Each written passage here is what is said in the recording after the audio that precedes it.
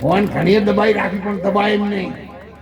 હા, અને હવે જુવાન દીકરાઓના અને દીકરીઓના નસીબ ઉઘડ્યા છે, એ નસીબ વાળા છે.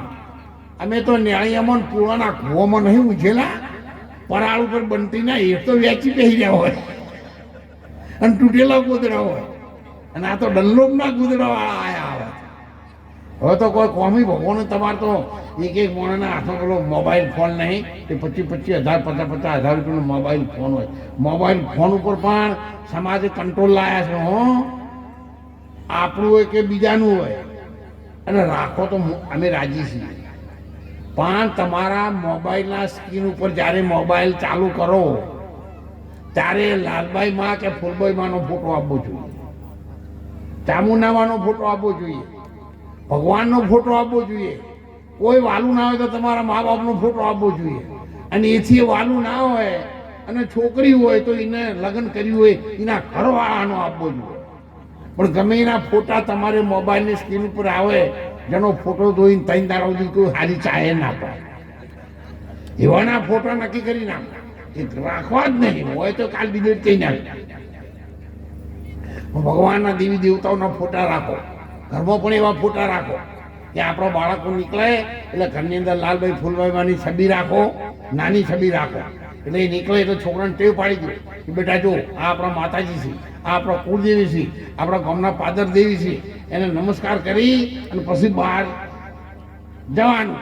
હો, ગમે તેવું કોમ એમ તો કહું, તમે મોટરસાયકલ લઈને જાઓ કે સાધન લઈને જાઓ કે વીકી લઈને જાઓ, પણ સાહેબ તમે એના નમસ્કાર કરીને વંદન કરીને નીકળશો તો ઘેર આવશો ચૌદી તમારો વાળ પણ એવો કદી મોકો થવા દે નહીં. નાવા ધોવાની જરૂર નહીં, બહુ નાવા ધોવાનું કોઈ એવું બધું ના, નાવા ધોવાનું વળી કદાચ મેળ ના આવ્યો હોય તો નાવા ધોવા રહીએ તો પછી સાધન જતું રહે, કોકના સાધનમાં જવું હોય તો. એટલે તમે એવું બધું કરશો નહીં.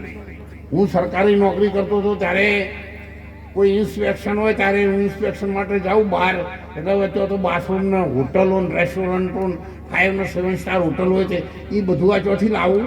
એટલે બાથરૂમમાં નાવા જાઉં ને એટલે જળ બળ જે ચડાવવું એ બાથરૂમ બધું ચડાવીને કમ્પ્લીટ થઈને બહાર નીકળું, કોઈ ખબર જ ના પડે કામમાં શું પડે. એટલે આપણી જો બહાર કામ જાય તો બધું ના એ થાય. ઘેર આપણે નહીં ધોઈને ભગવાનને કે દીવો અગરબત્તી કરતો હોય માતાજીને તો બહાર જઈએ એટલે પછી સવારે કશું ના થાય તો તમે હાથ પગ ધોઈને સૂર્યનારાયણ ભગવાનને ગંગાજળ ચડાવી દો કે માતાજીને 2 હાથ જોડીને પ્રાર્થના કરો. દીકરીઓ હોય તો ખોળો નાખીને પ્રાર્થના કરો કે મારી મારીઓ ખૂબ સારું કરજે, કૃપા કરજે, બાળ ગોપાલ ઢોરે માનવીએ ખેતર વાળીએ ખવણે લીલા લહેર રાખજે. આવું તો તમે બોલી શકો ને. ઘણા ના બોલવા જેવું આટલું આખું ઉઠી ઉઠી નહીં બોલતા, આટલો બા કરે એ આપણે નહીં ભજન અભળેલા કોરા. આપણે તો આ બાજુ કોઈ નહીં બોલતું હોય પણ બોલતા હોય તો હોર રાખજો. એટલા માટે સૌ સજ્જનોને, વડીલોને, ભાઈઓ બહેનોને, યુવાન દીકરાઓને મારી ખાસ વિનંતી છે. પહેલા યુગમાં પહેલા થઈ ગયો હતો ને, ક્ષત્રિય હતો, રાજા હતો, દરબાર જાગીરદાર ઠાકોર હતો.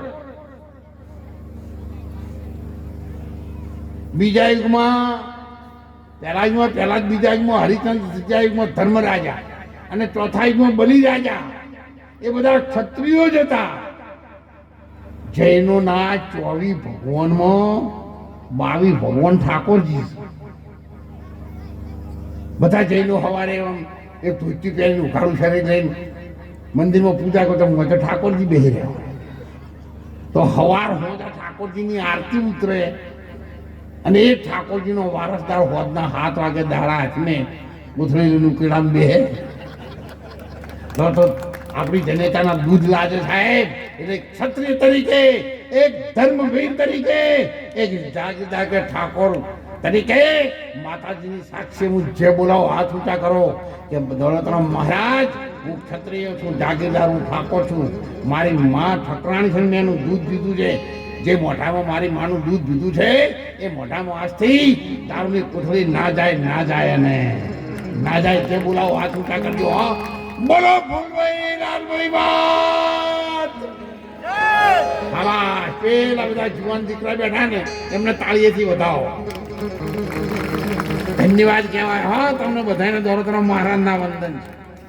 બેનો તમે તો બધા સારા છો, પણ ચોક આડાવડી ચોક પડી ગયું કોઈ ખાતા હોય, અમે તો નહીં ખાતા. પણ ખાતા હોય તો આપણે જાગીરદાર ઠાકોરની દીકરી તરીકે પડીકી ખાવી આપણને શોભા દે નહીં. એટલે પડીકી પણ માતાજીના શરણોમાં કાલ જાઉં ને એટલે નાખી દેજો, માતાજી આ તારા શરણોમાં ને હવે મને એવી શક્તિ આપજે કે હું પડીકી ના ખાઉં તો એ ચાલે. પેલા છો બધા લોકો પડીકા ખાતા હતા તો નતું ચાલતું. એટલે વ્યસન માત્રથી તમે દૂર રહેજો. કોઈ પણ વ્યસન માણસના જીવનને ખલાસ કરી દે. વ્યસન જતું રહેશે એટલે દેવી દેવતાની પૂજા દીવો અગરબત્તી તમને યાદ આવશે.